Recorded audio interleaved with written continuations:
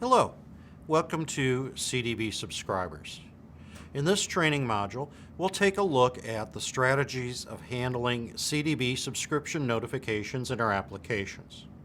This is one area of ConfD programming that does have a bit of a learning curve to it because there are so many options available in terms of strategies for handling subscriptions and reacting to configuration changes. This module will help you understand the different approaches and also guide you towards examples where you can learn more about CDB subscription handling.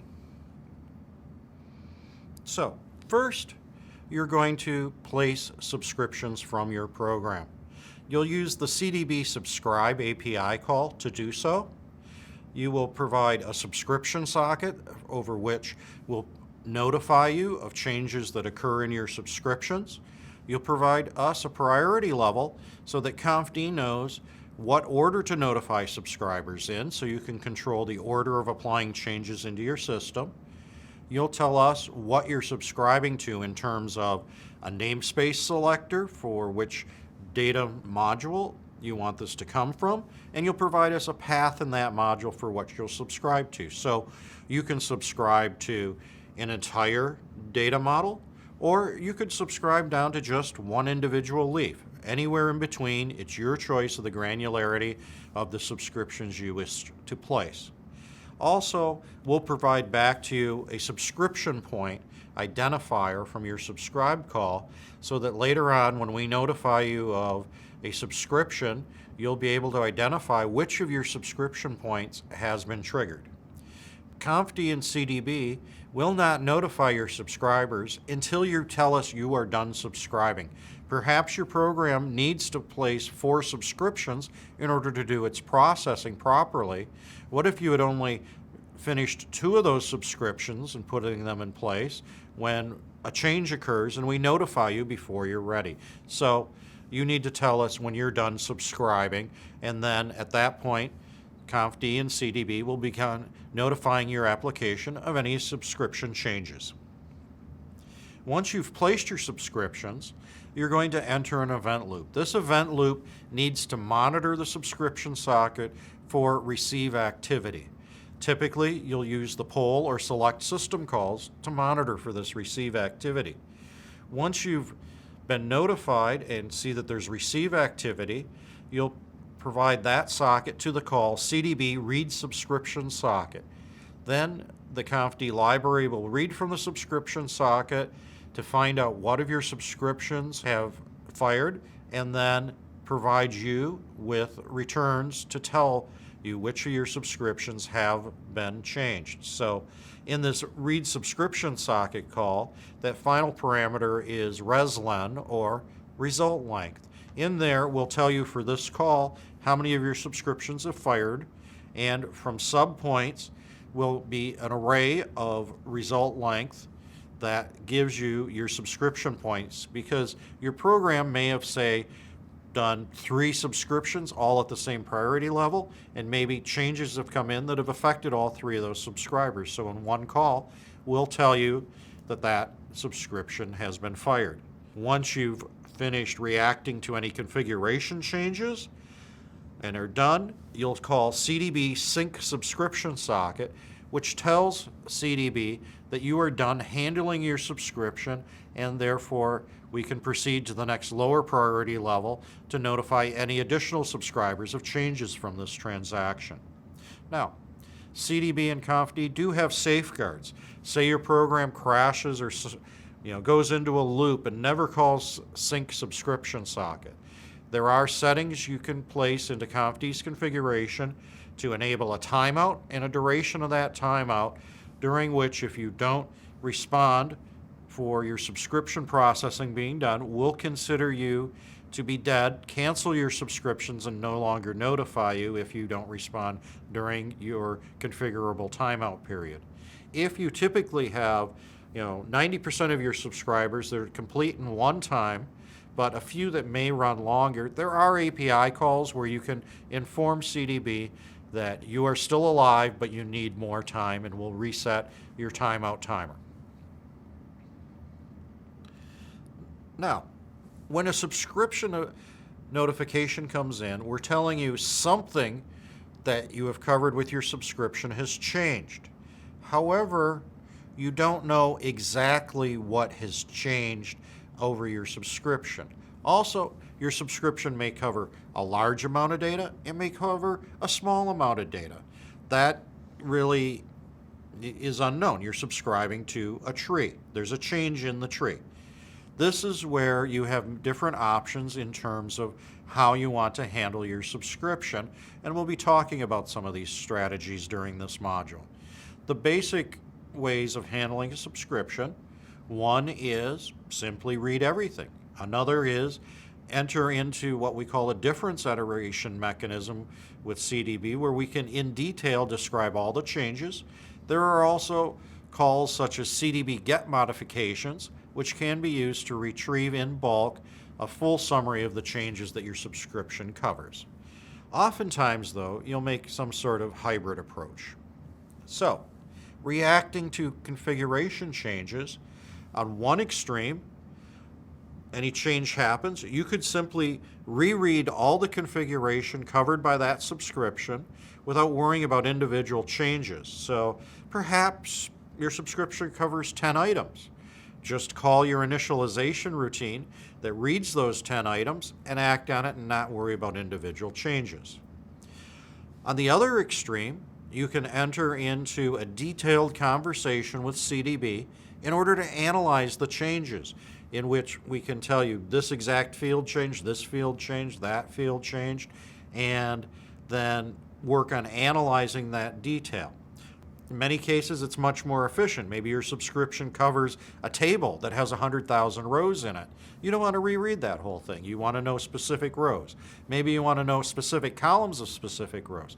That is all possible to analyze with this difference iterator or diff iterate mechanism of handling a subscription. So, for example, in some pseudocode, for the left extreme is just rereading everything.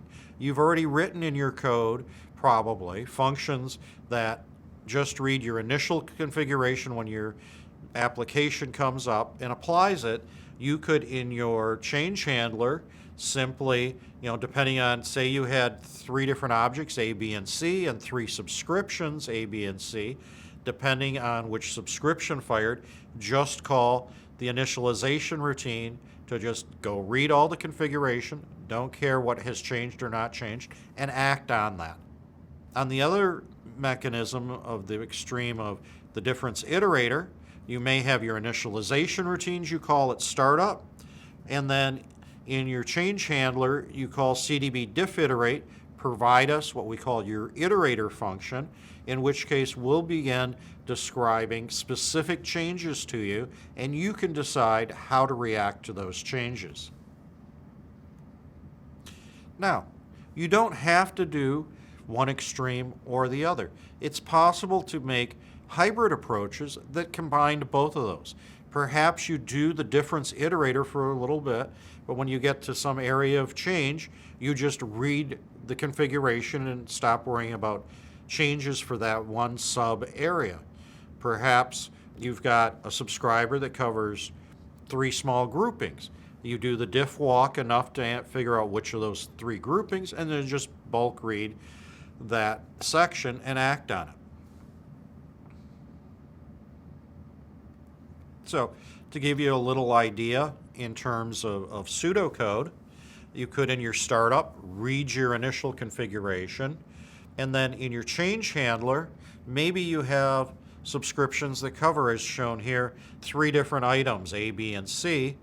Maybe for A and B, they have a very simple configuration handler for initialization, and in that case, their handlers just do the read of all the configuration and act on it.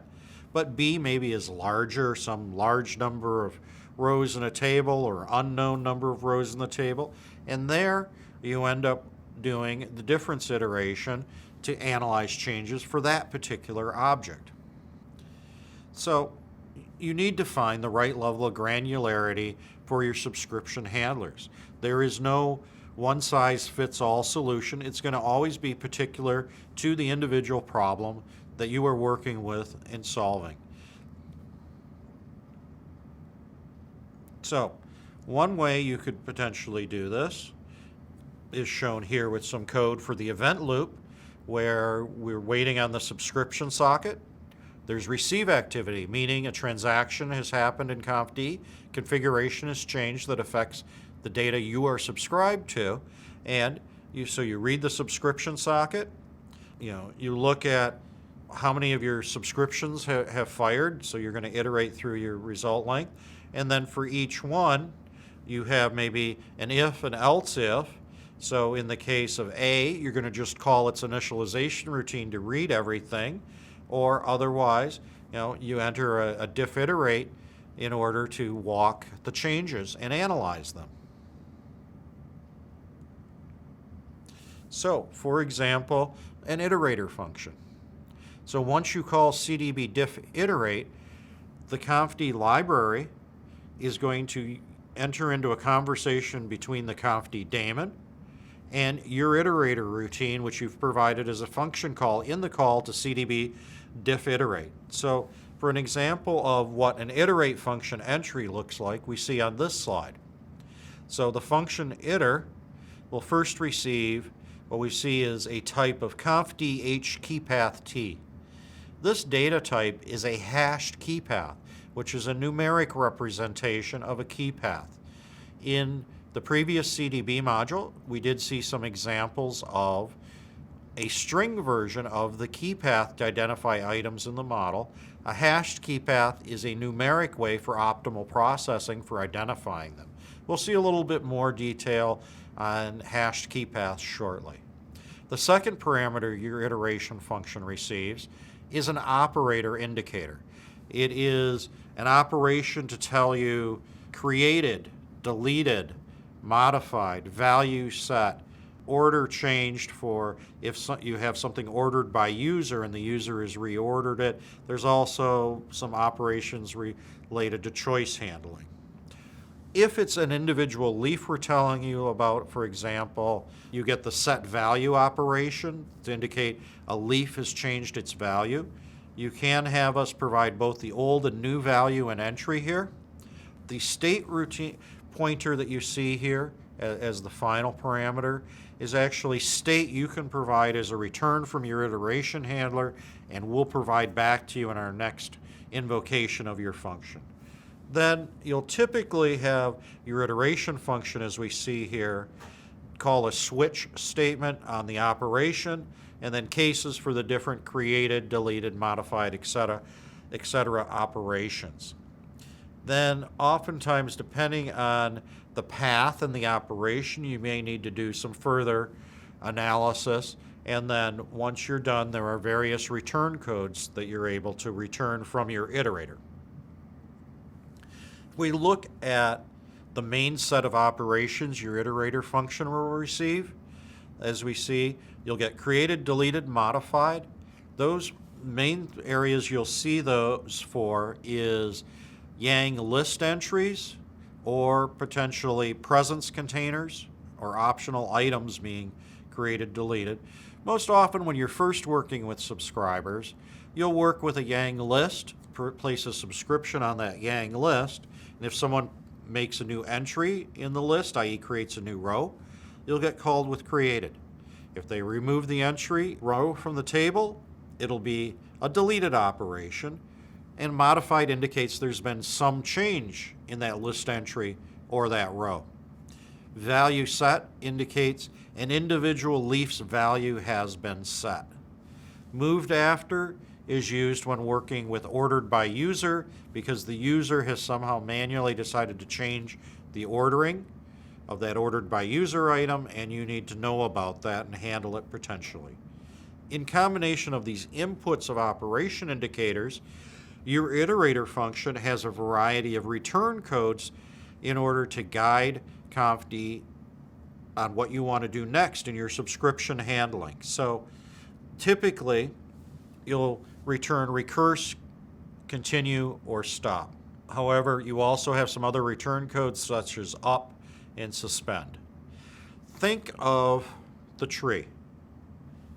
If you call iter recurse as your return call, we'll start going further, deeper down that subtree or branch of the tree and tell you about details further down. Iter continue is after you've been at that point in the tree. If you don't need to know anything further down in that subtree, you tell us to just start telling you about more changes at that same level in the tree or higher in the tree. You think of it as kind of almost like how you use a continue statement in C to jump back up to, say, your while statement. Up will simply is like continue, but won't go to sibling elements at the same level in the tree, but it'll go up to the next previous level. Suspend is used if you want to temporarily suspend the iteration for some reason and then continue. It's not that often used, but occasionally you might need it. And then stop simply ends the iteration process. Perhaps you've gotten to the point that you've done all the processing you've wanted, you've done something hybrid approach of a bulk read or something, and you're done handling this subscription. You don't want the iteration mechanism to continue anymore, and you return iter stop, and that iteration mechanism is then stopped. Here is a small example of a diff iterator and a walk. On the left, we see part of a Yang data model. On the right, some of our C code. So here we subscribed to the path in the upper right, root node B RF head. So if you look at the Yang model, you see that key path goes down to root node B and the list RF head. And you will notice also that that RF head list does have a embedded list or a nested list called child that you will see in some of the handling of that. You may need to do some mechanisms where you're iterating on one list and then say, oh, now I'm down in the child list, iterate it properly. By the way, this code here does come from one of the ConfD examples in the example set, and at the end of this module I provide pointers to some of the appropriate ConfD examples. So on the right, we've placed our subscription to RF head. We've gone into our event loop to wait for receive events to know that the subscription's fired. We've called read subscription socket, and then we finally call CDB diff iterate with the pointer to our iteration function, which then enters, and then our switch on the operation. So mop created, something's been created in that RF head list. We handle it. We don't want to go any further down, so perhaps we return iter continue to be potentially told about any other changes that have happened. Maybe this transaction has added 2 entries into RF head, so we'd get called with the created operation twice, one for each modification. Now, let's just talk about some flows. Again, keep in mind that model we had just looked at, but say someone in the CLI sets root node B RF head 2 sector ID 2 and commits that change. So we're going to be told in green here a create operation. So we'll get mop created and we'll receive a key path, but actually in a hash key path format for root node B RF head and then the key value 2 to tell us RF head has been created. At that point, we could simply have our handler for mop created read RF head 2's entry and act on it without worrying about individual changes within that RF head, in which case we'd then return iter continue, and if there are any more changes about RF head, like maybe there was a second RF head created in this transaction, we could be told about it. Otherwise, if there are no more changes, then the iteration mechanism will end and subscription handling is completed. Say someone for that RF head 2 changes the sector ID value, in which case they've modified the contents of the RF head 2 list entry, in which case we'll be told that the operation is modified, we'll be told the key path. There, instead of handling the entire entry that was just created, we instead want to know the specific change within that RF head entry. There we'd return iter recurse. Then we would get called again in our iteration function with the operation value set, in this case with the specific path down to the sector ID within RF head 2 and be told that its value has been set to 5. Then, in case there are any other changes in RF head 2, we'd return iter continue, and if there are, we'd be told about it. Next, say they create a child object. So remember the Yang data model we looked at here? There was the list RF head with a nested list called child. So what if someone creates one of those child objects under RF head? In that case, we'll first tell you the operation created within RF head, and then at this point, if that RF head 3 is just being created from scratch, just read all the contents of that new entry. There's no need to analyze it. It's all new. In which case you read it and you return the value iter continue. What if a new child object is entered and created within that item? Here we've done two changes in the transaction. In the existing RF head 3 for child 2, we've changed the child attribute value, and we've also created another RF head, in which case now your iteration routine is told that RF head 3 has been modified, but you don't know what has changed in there.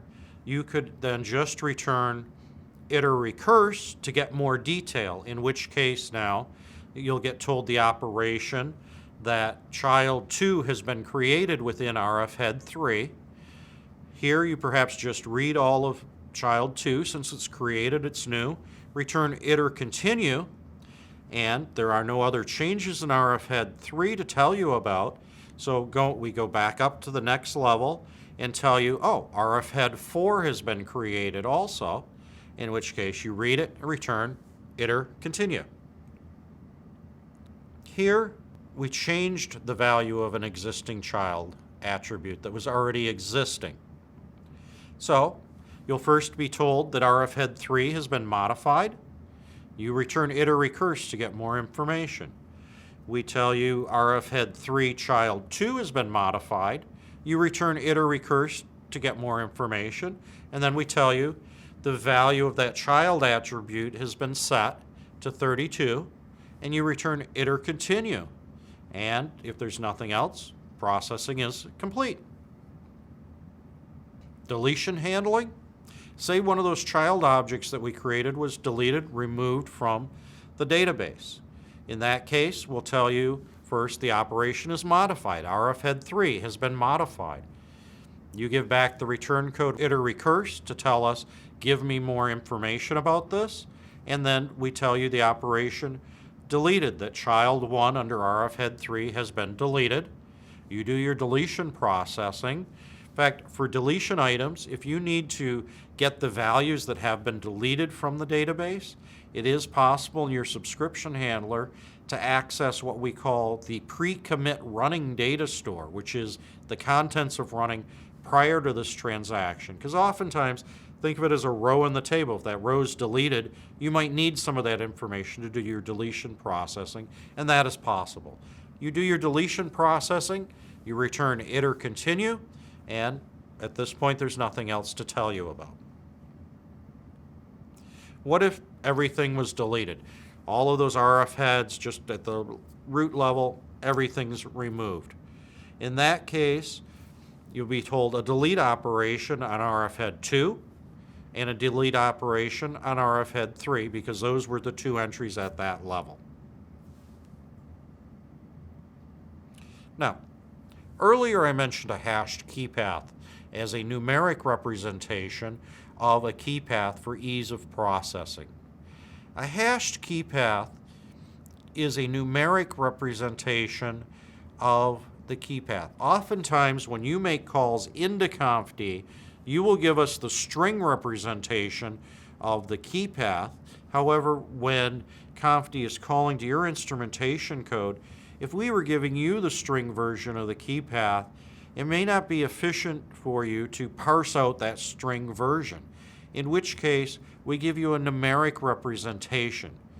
In general, you can think of it as an array of hash codes or numbers that correspond to the components of the string key path, and by just doing simple numeric comparisons, you can identify what that path means. Also, for ease of processing, if you think of that key path, the right end of that key path is the most specific.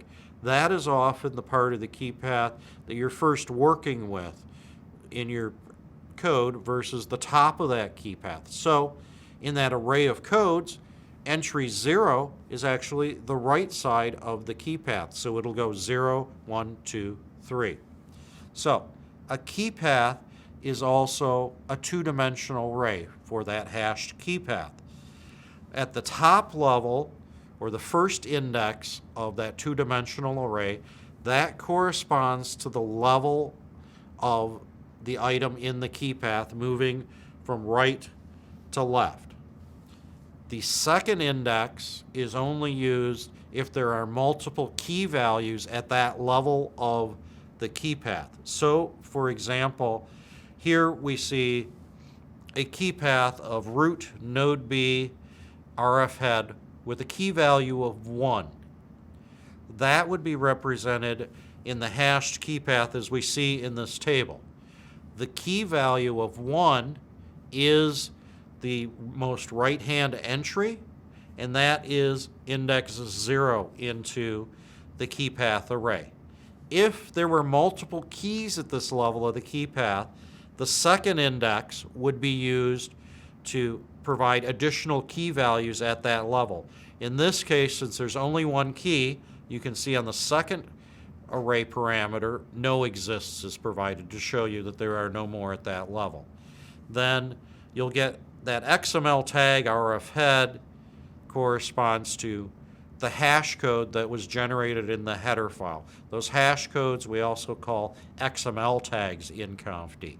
And then we just keep going up the key path, node B, root, in order to see the representation of the hashed key path. When you first work with hashed key paths, they may seem a little confusing since they're a two-dimensional array. However, once you work with them a little bit, go into the example set for ConfD, do some experiments, make some changes. From there, you'll be able to easily start working with this and get the conceptual thoughts straight in your head in order to really work with the hashed key path. Really, once you're used to them, they're very easy, they're very efficient, they're used in many ConfD examples, and you'll quickly get your mental handle around them. Now, as I mentioned, that second index entry for the hashed key path is used if you have multiple keys on, say, a list. So here is a simple example. Perhaps we have the key path, routes, route, and then two keys, an IP address and a prefix length, and then one more leaf called enabled. This table shows how that hashed key path would be encoded.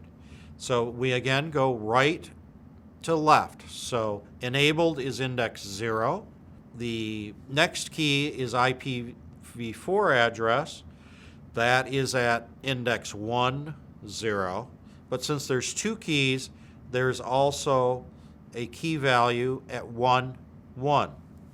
Then we keep going up the path for route and routes. In your data model, there may be up to 8 keys in combination at one level, which can affect the size of this array.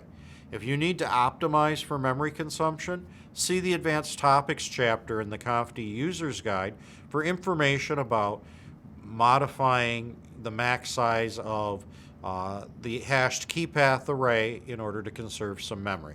Most typically, you don't need to worry about that there. Now, that hash code, or XML tag, is a 32-bit integer. It's really encoded in 31 bits in what we will generate. The hash generation algorithm is very efficient, very unlikely to produce collisions. However, occasionally there may be some sort of collision in values when those are generated. The ConfD C compiler will inform you of that, and there are options or Yang annotations you can use to control those values if necessary. When we're generating those hash codes for enums, they will be generated values of 0, 1, 2, 3 because they're easier to work with for the enums versus a long hash code or XML tag. One of the good reasons for the hashed key path and the hash values is that you can easily do things like this little code snippet here of switching on ConfD get XMLTAG, which is a macro to get the hash code out of the C tag and then simply switch on that hashed value. Now, we also have the idea of ordering in subscription handling. In the transactional world, because of the consistency part of the ACID properties of a transaction, order doesn't matter. All paths from start to finish are equal. The same end effect must be the same. So our two transactions here of add interface, add route, or add route, add interface, that order of populating the transaction is unimportant. We will go from point A to point B no matter which order it's entered. However, order often matters in the instrumentation of our system. So for this subscription, we need to have the interface created before the route is added. In that case, on your CDB subscribe call, that second parameter is a priority level. In this case, we're assigning priority 20 and 23. Lower numbers are a higher priority, so when this case, when we call the subscriptions, when both the interface and route have been added in one transaction, your interface's subscription handler has a higher priority. It will be invoked first. Once it's done with its subscription processing by calling CDB sync subscription socket, then CDB will look and say, now at a lower priority level, in this case 30, there's another subscription to notify, and your route subscription handler will be notified. So these priority levels are how you get order in your handling of your subscriptions within your instrumentation code.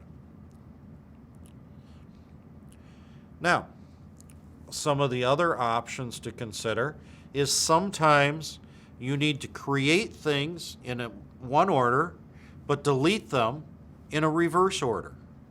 So create the interface, create the route, but you must delete the route and then delete the interface. So oftentimes you'll introduce subscription handlers where one handles creation while another one handles deletion, and using the priority levels, you're able to reverse what process or order those happen in. In this case, since we have two things, interfaces and routes, we actually create 3 subscriptions. The middle priority level 30 routes handler is the routes handler that handles both creation and deletion of routes, just as in our previous slide.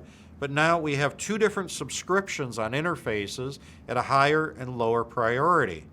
In that case, the higher priority interfaces subscription would handle creation and modifications of interfaces, but ignore deletions, and our lower priority subscription handler on interfaces would handle deletion of the interfaces, and in this way we can achieve controlling the order of the creations and a reverse order for the deletions. Also, be sure when you are done with your subscription handling and you're done with diff iterate or calling your just handler to read your configuration, be sure to call CDB sync subscription socket. This is how CDB knows that your subscription handler is complete and we can go on to the next priority level.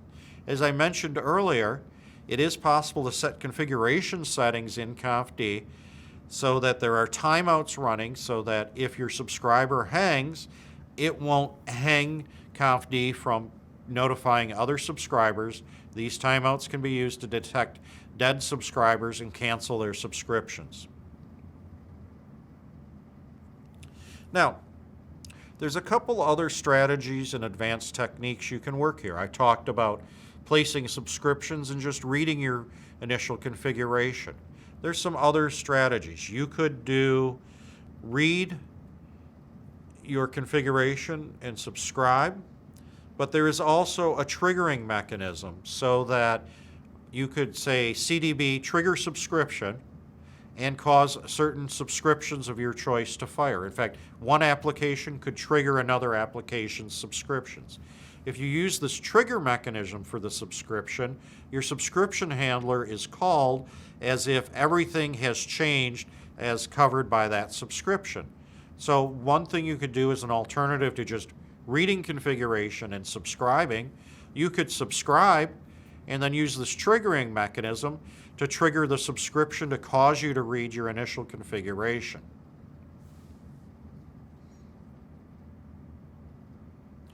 Another thing to be aware of is how subscriptions are handled and when they're called in regards to the transaction state machine and transaction processing. Here we see a timeline of a transaction of validation and then the two-phase prepare, commit. The two-phase commit of prepare and then commit allows you to have a prepare phase where anyone affected by this transaction can be notified of changes but not take them live, but be given an opportunity to say, yes, I think this would succeed, or no, I think it will fail, and then proceed to the commit phase. That transition from the prepare phase to the commit phase is the point of no return. Once we go to the commit phase, the transaction can no longer be aborted. If something goes wrong in the commit phase, all you can do is alarm an operator and have them intervene. A subscription to CDB placed by calling CDB subscribe, that is a one-phase subscription. It is only notified in the commit phase when you are past the point of no return. In many cases, that single-phase subscription notification is sufficient for what you need to do. However, there are certain cases, like a canonical case is resource reservation. Perhaps this configuration change is going to require a certain set of limited hardware resources, or maybe it needs to allocate a large amount of memory, which may or may not be available for use. In which case, there is a two-phase subscription mechanism available that you call the API call CDB subscribe to create a two-phase subscriber. And that two-phase subscriber will be notified both in the prepare phase and the commit phase of transaction processing. In the prepare phase, it could do its resource reservation, anything else that it needs to do. Don't take the changes live, though, and then your return code says, yes, I succeed. Or you could say, no, I fail, in which case the transaction will abort. Then you'll also get your subscriber notified in the commit phase when it's time to take those changes live. Also, with two-phase commits and two-phase subscribers, there is a chance that there are multiple subscribers, in other applications or whatever, that maybe your prepare phase subscriber has passed, but after you've been called, another prepare phase subscriber says, no, I'm going to fail. There are mechanisms in which ConfD and CDB will notify you that a subsequent preparer has failed, and so that gives you a chance, if you say reserved resources during your prepare phase handler, to release them. Now, we've talked a lot through this module and showed various code snippets and some data model snippets of subscription handling. Subscription handling is a complex topic, as I'm sure you've seen in this module. There are several ConfD examples that have full code sets, full models that take you through the various mechanisms. Here on this slide, I've provided a list of those examples. The intro 1, 2, 3 start query model example has basic subscription handling shown. Its handler reads in the most basic mechanism. It doesn't call CDB get object, get values. It just reads individual elements, and its subscription handler just rereads all the configuration. That's a good basic one to get started with understanding of how a subscription handler works. These other ones under the CDB subscription directory show an iteration handler, actually using the model that I talked about in this slide. There's an example of triggering subscriptions and a two-phase subscription handling subscription. So to learn more, work through these examples, read the README files. They'll guide you through how to work with the example, what's happening, study the code, run the code. When you're running the code, ConfD will provide API trace information, and you'll be able to actually trace the flow of API calls of what's being called to you, what's being returned.